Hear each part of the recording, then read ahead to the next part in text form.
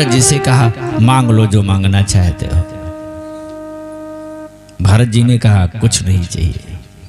कहा महाराज आप तो भक्त हो, मुक्ति चाहोगे, मोक्ष ले लो। भरत जी के शब्द देखो रामचरितमानस में। भरत जी ने प्रयाग से कहा अर्थ न धर्म न काम रुचि, गति न चहो निर्वाण। मुने मुक्ति नहीं चाहिए, मोक्ष नहीं चाहिए, गति न चहो निर्वाण। मुझे मोक्ष नहीं चाहिए। तो प्रयाग ने कहा जन्म लेना पड़ेगा। भरत ने कहा मंजूर है। कहा बार बार जन्म लेना पड़ेगा। कहा वो भी जरूर ठीक है,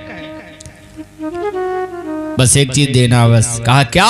कहा जन्म जन्म, जितनी बार मेरा जन्म हो वह एक चीज दे देना प्रभु। जन्म जन्म रति राम पद, मुझे भगवान के चरणों में भक्ति दे देना, ये है वरदान न आन। और कुछ नहीं चाहिए। अच्छा भरत जी चाहते तो मुक्ति ना ले लेते? मुक्ति के चक्कर में डाल के लोग खूब भरमाते। हमको तो लगता है भक्ति श्रेष्ठ है, मुक्ति नहीं। इसीलिए तो चतुर्भक्त लोग मुक्ति नहीं मांगते थे, भक्ति मांगते थे। रसखान के सामने भगवान श्री कृष्ण प्रकट हो गए।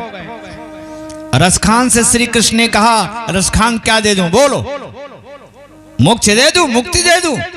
नहीं महाराज, तो जन्म लेना पड़ेगा।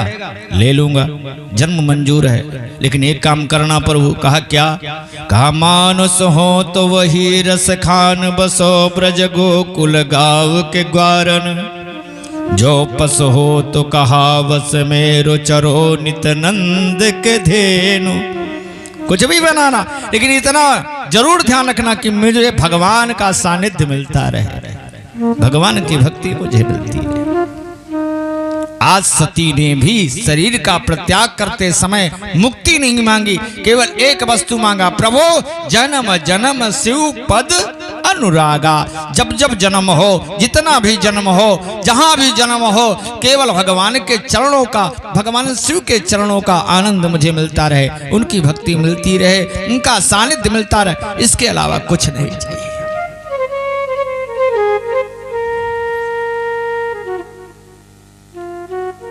बंदो, सती ने शरीर का परित्याग किया।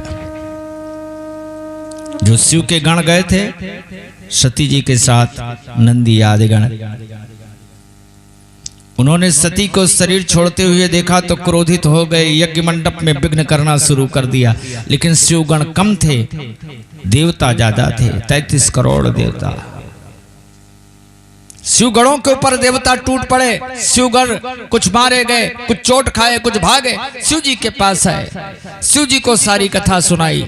शिव जी क्रोधित हो गए, वीरभद्र को बुलाया, वीरभद्र करे कोप पठाए, वीरभद्र को भेजा।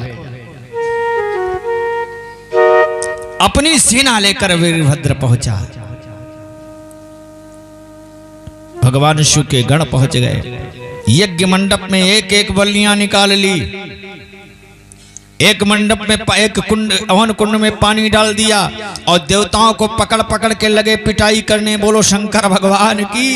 ऐसे पीटा देवताओं का कि किसी का दांत टूटा, किसी की आंख फूटी, किसी का हाथ टूटा। सारे देवता चोटिल हो गए।